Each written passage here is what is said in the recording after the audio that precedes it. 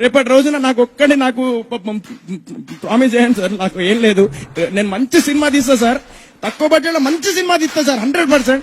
నాకు just support చేయండి sir, అంతే. మంచి సినిమా తీస్తా సార్, ఇది 100% సార్. ఇది తప్పకుండా. ఏం చేయమంటావు, ఏ రకంగా సపోర్ట్ చేయమంటావు చెప్పు.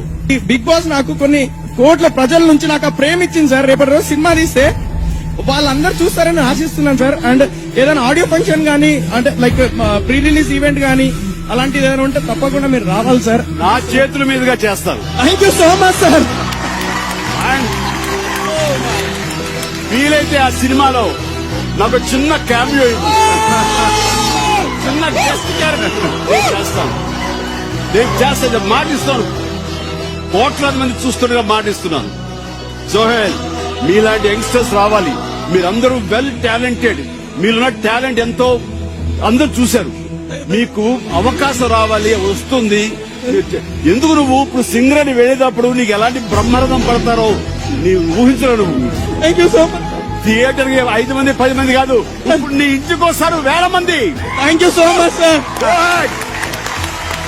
Come on, my boy, relax. Enjoy my biryani. Thank you so much, sir.